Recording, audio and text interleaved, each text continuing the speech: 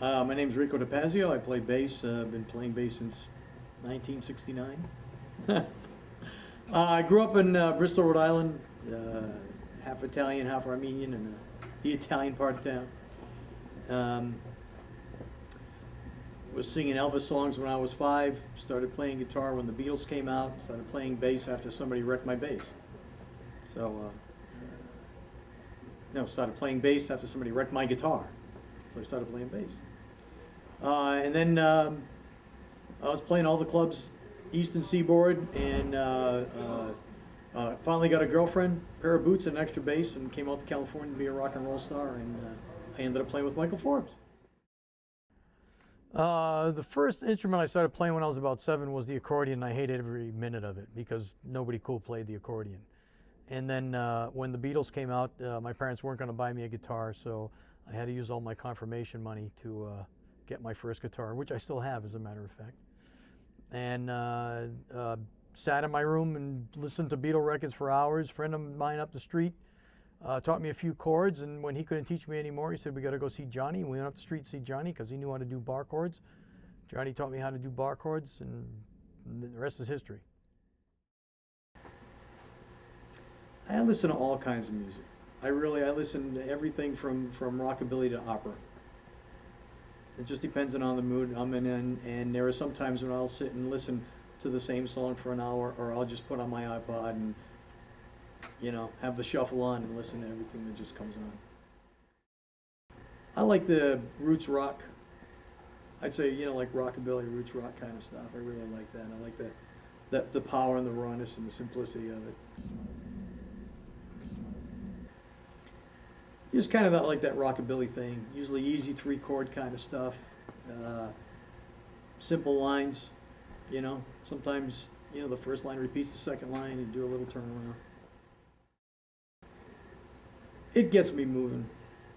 And it puts me in that zone. You know, it's my little island when no matter what's going on during the day, if I'm on stage at night, and even if it's not a real stage, just an area that I have, it's my little spot that's away from everything, and I don't tell many people, but I do it if they didn't pay me. But Mike better pay me.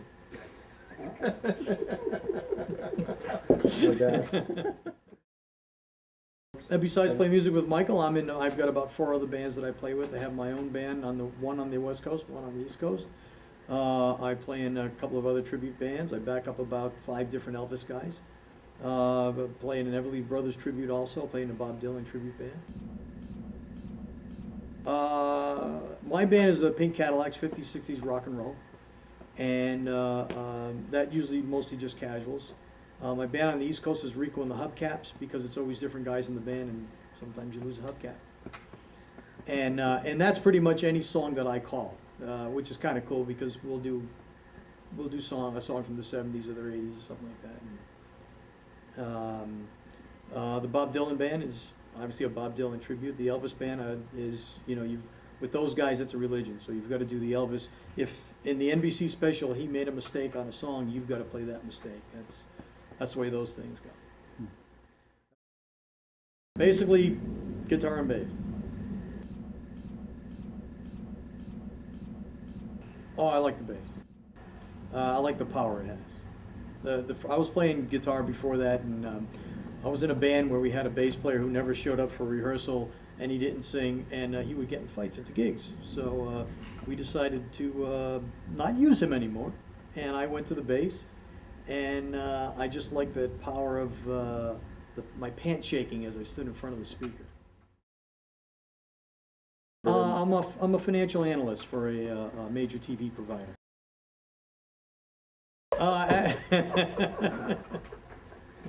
True story. It's not when we hooked up the first time we met. I was playing in a band, and we were playing at a club called Brennan's, and it was during a song. Michael Forbes came in, took his sax out of his case, started playing along, and the leader of the band got pissed off and had him thrown out of the club. Michael probably doesn't remember it that way. And then probably 10 years later, a mutual friend of ours, a guitar player, had a gig at a small club at the end of Washington Boulevard in Venice, which was kind of a rough spot after dark. And Michael Forbes, it was his band, and we've been together actually on and off probably since then. And that was probably about 20 years ago. Rock on.